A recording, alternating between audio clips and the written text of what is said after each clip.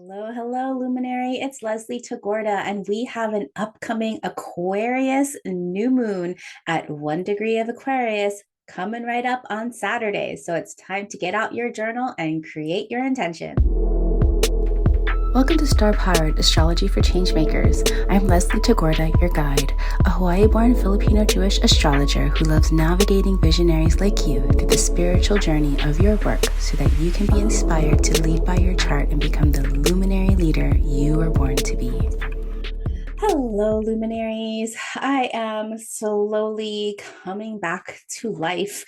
All of the twists and turns and ups and downs of grief, they're so interesting. It just can like really like zap your energy at any given time. I've been prone to just laying flat on my back this week and just staring up at the sky, not being able to move, and fighting with my family, and just like the anger and the grief that comes forward, and then having sparks of inspiration as I allow myself and trust myself that it's safe to do nothing. That is a really hard task for me, to sit still and not feel like I need to clean up or wash the dishes or send an email or record a podcast episode. Oh, it just goes on and on and on and on. But I really wanted to come on here and now because I wanted to share about this first new moon of 2023, that piece of optimism that we've been, and maybe not hope, yes, change, yes, optimism, yes. I'm channeling my inner Barack Obama, if I could if I could be so audacious to say that I have my inner Barack Obama. But he's just like such the epitome of a social activist with Aquarian ideals and his vision of the future. And so maybe as his voice is coming in and sparking in my head right now, in my mind and my soul, maybe I'm asking all of us to be able to spark our own inner Barack Obamas in just that clarity and that commitment and that vision and purpose that he has. Maybe we can all have a piece of that for this Aquarius new moon that's coming right up. I'll be celebrating Aquarius new moon on January 23rd because, if you've been listening to my new moon readings or read my book before, I always say that the best time to practice or like do a new moon ceremony or do a new moon ritual is up to 72 hours after the exactness of a new moon. You can reflect and you can journal, but as you plant that seed of intention, you want to make sure that the moon is already gaining a little bit of light. So, of course, you don't want to do your new moon intention before or at the exact of the new moon, which happens to be on Saturday, the 21st, 12:53 p.m. Pacific. So, almost at the height of the day. So, thinking about, as you're doing your intentions, I'm hosting a ceremony on Monday to not only do a new moon ritual in community and circle, but also to open up and kick off my star powered circle. I hope you're not too sick of me talking about star powered circle. I'm not asking you to join in right now because the doors are closed. I'm just sharing my gratitude and my excitement that it's finally here. We opened the doors to the community platform just yesterday. I'm recording this on Thursday afternoon, or actually just this morning, rather. And we're having our kickoff celebration new moon ritual on Monday. I'll be in Hawaii yet again. Yes, I know there's worse places to be. And, forgive me that I sound like I'm bemoaning and groaning each time I have to go to Hawaii, but it's been a lot lately. Okay, like just give me that for a minute. But I'll be traveling to Hawaii again, and so I'll be doing my ceremony from Hawaii, but really connecting with people from all over the world who have joined in for Star Powered Circle. I have 3 different levels at Star Powered Circle, and I sold out at that mid level. It feels so wonderful and affirming that people are just thrilled and called to work with astrology in this way for that kind of inner awakening and healing and outward expression in our leadership and our change making work. It feels so wonderful to have over 42 people signed up for Star Powered Circle, just this culmination. So I'm really looking forward to seeing everybody live online as we plant our seeds of intention together. Because, when we share our desires and our intentions with others, not only does it create accountability, but it also creates support and witnessing, knowing that you're not alone in planting new seeds and planting new desires and being able to speak your desires to existence that allow you to not only tell each other, but tell the universe that you're ready to co-create. And that's why I love new moons so much. And so I know this year I wasn't able to craft a new moon book. So if you've been looking forward to that new moon book, I'm so sorry. However, I'll be doing my best to share these new moon episodes with you. So at least you can like have a little bit of new moon inspiration and spark, and set your intentions. And then, of course, if you're part of the circle, we will be meeting every right around the new moon to plant our seeds together. Because, this intention setting, again, it's not just about manifestation, but it's all about manifestation. But it's about manifesting exactly what you want and being able to shift and evolve and change and refresh your desires. Because you know what? You change, your desires change. And so we get such a wonderful opportunity to work with the rhythm and the timing of the moon each month, every 29 days, setting a fresh intention for what we want in our lives and what we want to create. And so I absolutely love this Aquarius new moon that happens at the beginning of the year, most often in late January, and always coincides with the Asian Lunar New Year. All across Asia, people celebrate this beautiful Lunar New Year. I think this year, not I think, I know that this year is the year of the rabbit. I forget what element and I forget which color. But when I was looking up the year of the year of the rabbit is supposed to be this very auspicious and lucky year, meaning, I was trying to think about like why, and if I don't know. I'm just like thinking through and sharing the questions that are going through my head, because I'm like, why is the year of the rabbit considered such a lucky year, a year of peace and prosperity? And I was reading also a year of longevity. So when I think of a rabbit, I think of a rabbit on the prairie or on the horizon where the rabbits, you got to have a lot of rabbits because the rabbits are there to feed a lot of different predators. So I'm so curious that connection, but I will take it as it is. I'm really looking forward to celebrating the year of the rabbit. I live in San Francisco and I'm from Hawaii. And so the Asian traditions are very much steeped into my being, and celebrating this Lunar New Year. And of course, I'm an Aquarius. So even more so, I'm like, woohoo, Aquarius New Moon. It is my season. I'm not going to even have to wait to February to start celebrating my solar return, because we are in a year of Aquarius, or the season of Aquarius, so soon. So when we're thinking about this new moon in Aquarius, and it is at 1 degree. So every time we have a new moon at an early degree, and the very first, I don't know how many new moons it is. Aquarius new moon is at 1 degree, the Pisces new moon is at 1 degree, the Aries new moon is at 0 degrees. So we have this string of these very early degrees of the signs starting these new moons. So if you haven't done a new moon intention in a while, this is your perfect time to get back on the horse of creating your fresh intentions. Because when we have these new moons at the beginning of the signs, these are like the very beginnings, like the newest of the fresh starts. So that feels really, really, really exciting. When we think about Aquarius themes, right? This year, somebody had asked me, I think last year, are we in the age of Aquarius? And I've asked other astrologers, because if you were to ask me, I'm going to just frankly say, I don't know.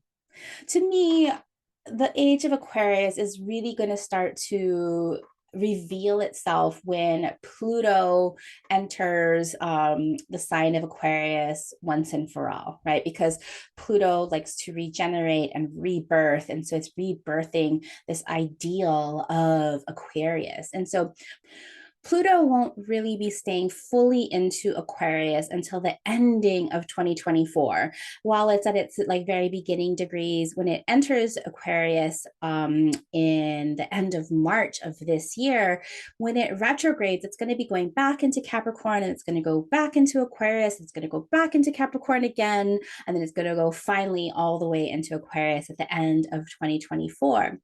But to me, this new moon in Aquarius at that 1 degree mark is really related to Pluto entering and dipping its toes into Aquarius, where we get a fresh slate into the Aquarian ideals that we want to create in our own lives and in society, what we want to contribute, right? When we think about in general Aquarius and its themes about this humanitarian archetype, thinking about the future and large communities and the social values and the social impact, about being early adopters and innovation, about gathering of your closest friends that all have shared values and ideals and the hopes and the dreams.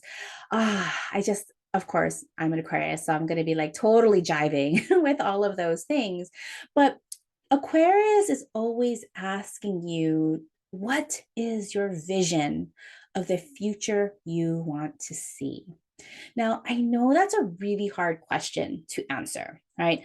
Because sometimes it's so easy to, or everything in our society as it is designed currently blocks us from even thinking of a possibility of the future, right? Because society and consumerism and capitalism and patriarchy has created this like very narrow definition where only a very small amount of people can design the future, and then the rest of us are all like thrown into the bucket and said, oh, okay, well, this is your future. Like, you don't get an option about creating the future. But that's wrong, right? What it means to enter into the age of Aquarius and what it means as Pluto enters Aquarius is that we get a new beginning around Aquarian ideals for the people, shared interests, shared values, community centric values. This is not top down, right? Not top down like the age of where capitalism, and I almost said like the age of Capricorn. I guess that's in the next few thousand years. But anyway, again, my Aquarius self jumping too far ahead. I'm coming back. Come back, Leslie. Um, but really, why it's so important to create that vision of the future you want to see, no matter how hard it may feel. And I'm going to talk about some of those ways to get around it, is that in order to call in our soul community, and if you're a change maker, if you're a leader, if you're a community activist, if you're an entrepreneur, if you're a spiritual entrepreneur, if you're a business owner, we are depending on you to become a leader. And here's the kicker: everybody is a leader, right? We are all leading in our own unique ways, doing the things and sharing the things that we are uniquely gifted and divinely gifted to do. Right.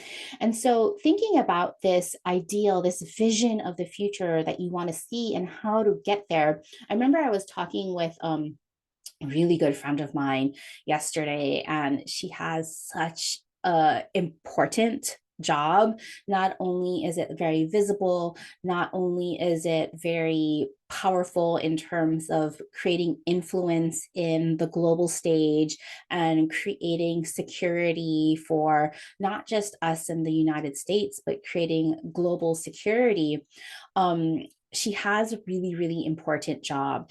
And we were talking about how to get people to be an ally with her. She has all of this Libra energy, so she is definitely a connector, but sometimes she can get kind of stuck in the weeds. And that's by design, right? Because when she went to school and in the industries that she's been in, when people are sharing information, they're sharing these like really dry and boring and statistic filled presentation decks.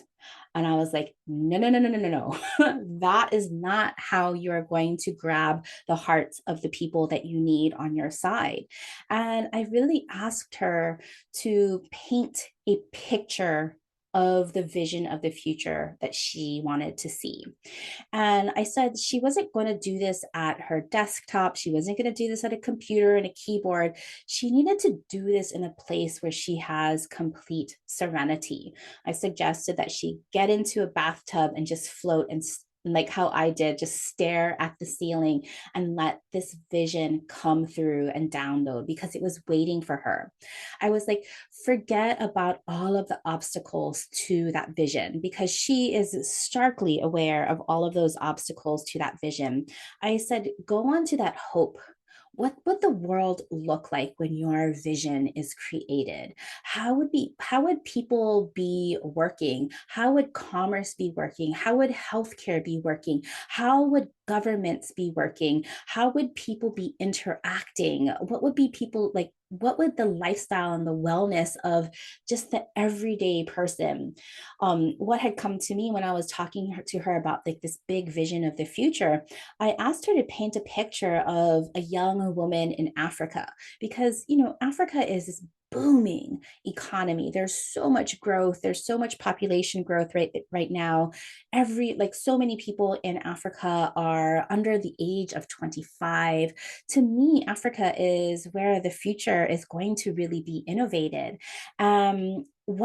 What will an average African young woman, a young person, what will her life look like when my friend's vision of the future comes to fruition? And it was so wonderful to be able to have this highly aspirational conversation with her because she started to just spark. She could see exactly what the world would look like in her with her industry and with her power if she could accomplish what she needed to accomplish.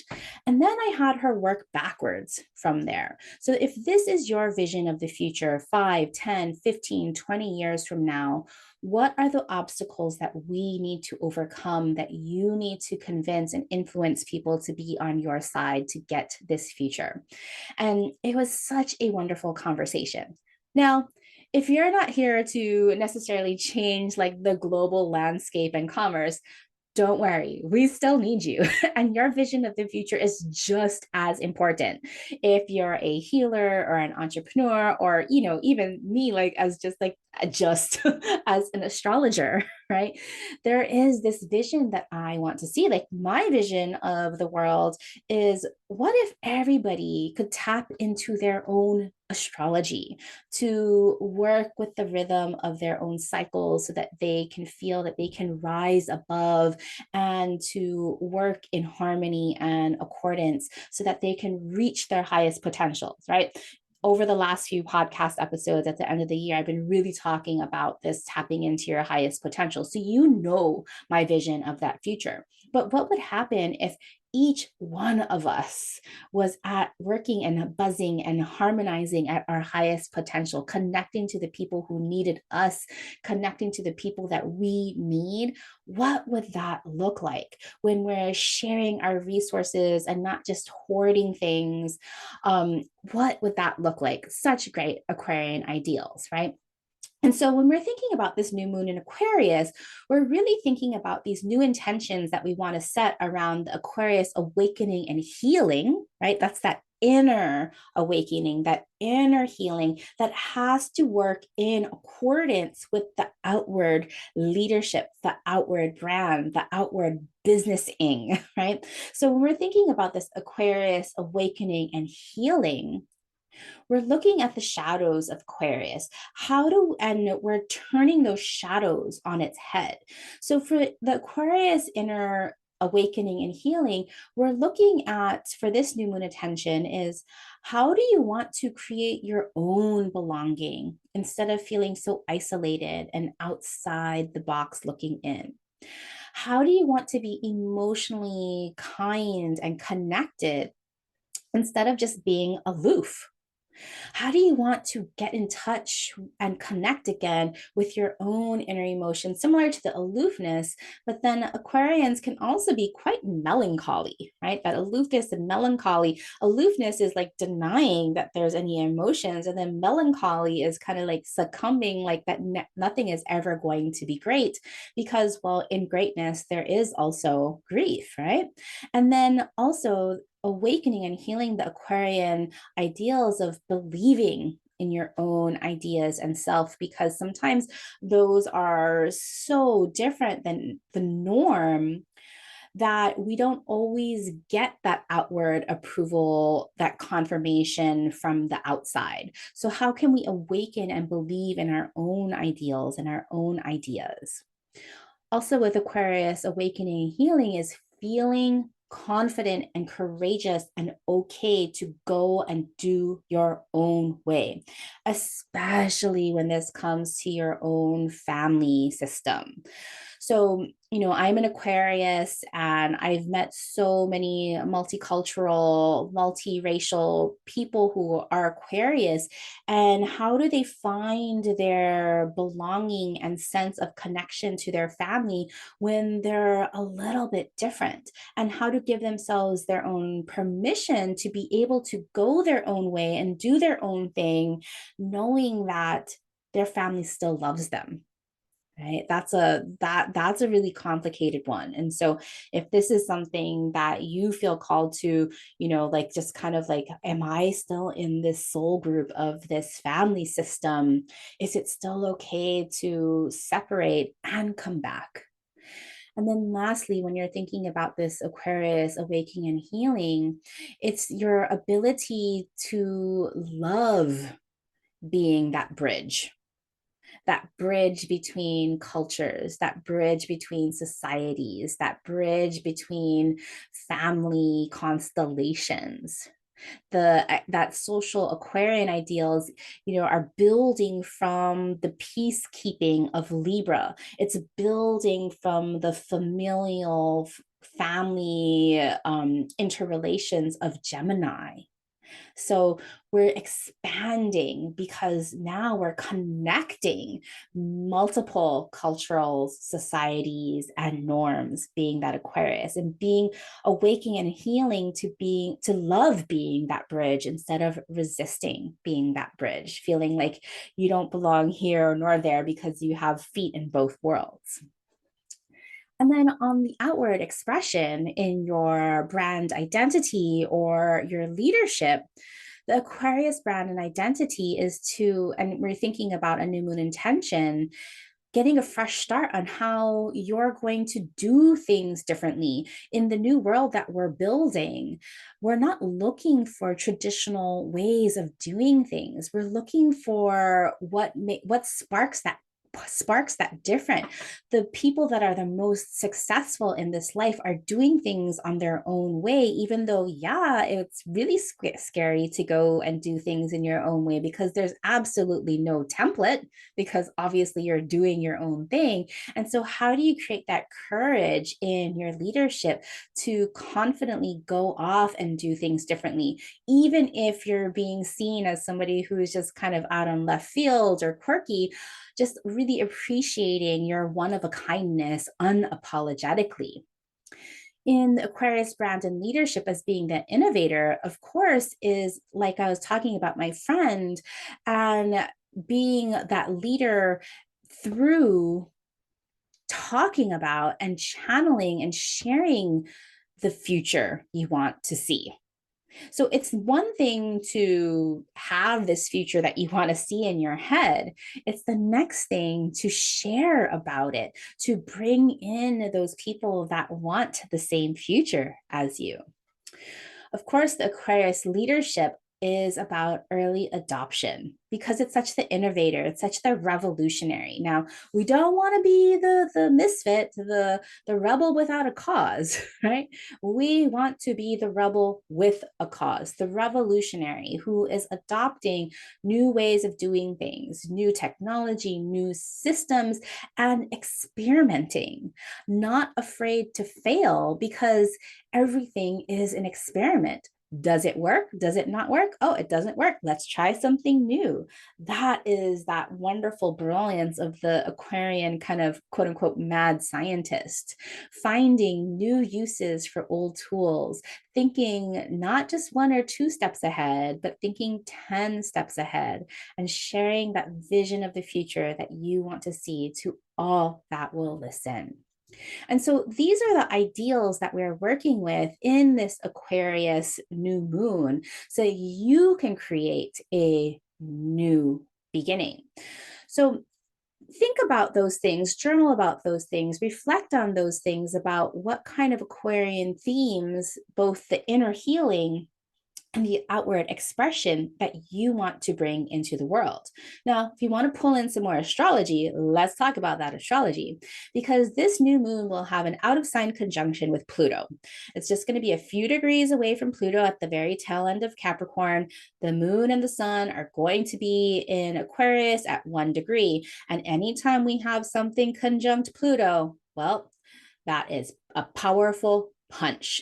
It is impactful. It is powerful. It is potent, right? My son has a sun conjunct Pluto, and oh my gosh, is he potent?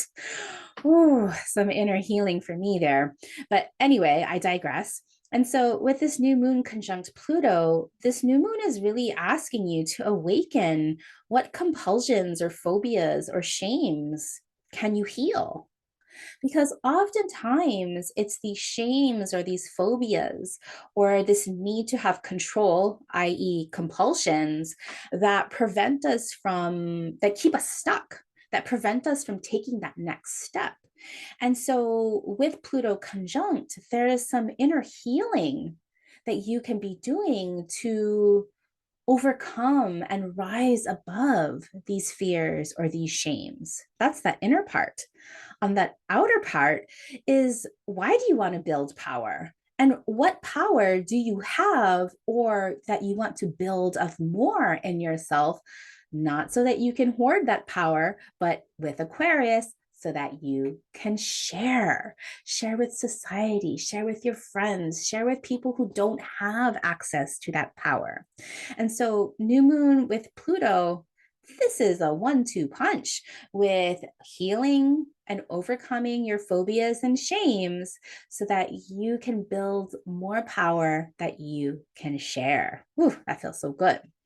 Well, Venus and Saturn also in Aquarius at later degrees, and they're pretty close to each other in a wider conjunction. And when we have Venus and Saturn together, Saturn is about commitment. Saturn is about responsibility. Saturn is about maturing. And Venus about attraction and values and worthiness. And so it's lovely to have Saturn and Venus in our new moon intentions here because now we have to commit Saturn to what we want to attract and manifest, Venus, right? So, what do you want to commit to this year?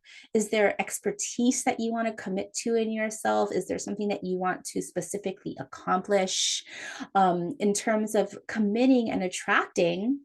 Who do you want to commit and attract to? Because again, this is Aquarius. So this is a social sign. So your community, who do you want to commit to attracting? What friends, what allies that you can all share and build resources? lastly, the astrology, we still have Mars and Mercury hanging out at 8 degrees. So Mercury is now going direct, but it's still parked at that Capricorn of 8 degrees. And Mars now also going direct, but still parked at that Gemini at 8 degrees. It's kind of funny how they're taking their time shifting. They're already in direct, but it's like, thinking about like a big semi truck when it like comes to a complete stop and it shifts into gear, you're hitting the gas, but the thing isn't moving. so so we have Mars and Mercury both going direct but coming out of their retrograde, so they're both just like sitting there trying to get that traction to go forward in a quincunx.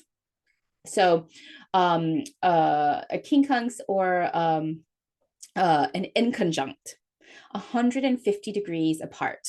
So we don't think that, of course, that is not a quote unquote major or Ptolemaic aspect. A quincunx 150 degrees is considered a non-Ptolemaic aspect, but it is very potent, but not in the material form. It's potent on the emotional, spiritual form. And when we have this 150 degrees, there is an imbalance in power. I've heard it talked about like a master servant kind of relationship between the two energies, who and that master servant energy is not super straight and defined. You can think of somebody who's say like a royalty who has their servants to serve them tea, but when they go down to the kitchen, they have no idea how to make their own tea and has to ask their servant to make them tea. Who has the power there? Right? It goes back and forth. And so you can think of this inconjunct as rebalancing of power between Mercury and Capricorn and Mercury in Capricorn and Mars in Gemini. It's almost a mutual reception with Mars being exalted in Capricorn and Mercury in its home sign of Gemini. They're switched off there. And so when you're thinking about that rebalancing of power that you might need to shift and heal in yourself, you're looking at the thought versus action. Of course, Mercury thought, Mars action. You're rebalancing your mindset and how your mindset either creates or drains energy. Mindset, Mercury, Mars energy. Speaking and advocating. Are you speaking just to gossip, or are you speaking to advocate and create action? And then, of course, teaching versus teaching. Are you rebalancing by just thinking about it and not doing anything about it? Or are you doing about it without thinking about it?